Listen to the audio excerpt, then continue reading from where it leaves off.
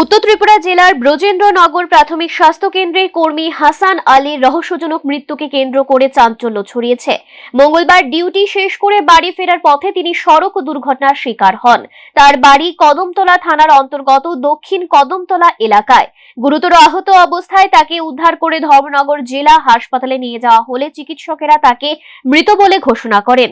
ধর্মনগর জেলা হাসপাতালের কর্তব্যরত চিকিৎসক ডাক্তার রাজা নাগ জানান, দুর্ঘটনায় হাসান আলীর মাথায় গুরুতর আঘাত লাগে। হাসপাতালে আনার আগেই তার মৃত্যু হয়েছিল। তবে মৃতের পরিবারের দাবি এটি সাধারণ সড়ক দুর্ঘটনা নয়। তাদের অভিযোগ, হাসান আলীকে পরিকল্পিতভাবে হত্যা করা হয়েছে। ঘটনার প্রকৃত কারণ উদ্ঘাটনের দাবি জানিয়েছেন পরিবারের সদস্যরা। হাসান আলী বৈদ্যনগর ডিউটি করে, ডিউটি দিয়ে আওয়ার সময় বিলে বাইক অ্যাক্সিডেন্ট করে মারা গেছে। কিন্তু আমরা তো তার শৈল কোনো একটা দাগ ফরিয়া যে স্কিনও করছে, বাইক চাল গেছে, এরকম কোনো প্রমাণ নাই। তারে যে বা যারা তারে চোটান করে মারা হয়েছে, মাথাত খুব আঘাত করা হয়েছে, আঘাত করিয়া মারা হয়েছে, এটা প্রমাণ করিয়া সারমু আপনার মিডিয়ার সামনে কইয়া এটা প্রমাণ হইব। এটা চোটান করে মারা হয়েছে। আমার নাম শামসুল উদ্দিন। বাড়ি কোন জায়গাতে? ঘটনা তো আমরা জানি না, আমরা খবর পাইছি তারে মারা যাওয়ার বাদে ফোন করছেন, কইছেন ওইরকম স্কিনও করছে।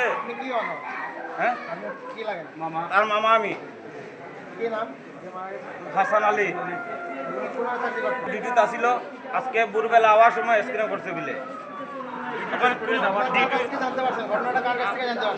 আমরা যে স্ক্রিনে করছে যেমন ইয়ার বাড়ি কোন জায়গাতে? দেখা যায় ডেড বডি। বাড়ি কোন জায়গাতে ওনার? বাড়ি কদমতলা, দক্ষিণ কদমতলা। কিন্তু শরীরে একটা স্পট নাই, কিচ্ছু নাই, খালি বাড়িয়ে মারা হয়েছে। এখান বোঝা যায় আঘাত করে মারা হয়েছে। এদিকে পরিবারের অভিযোগকে গুরুত্ব দিয়ে কদমতলা থানার পুলিশ ঘটনার তদন্ত শুরু করেছে।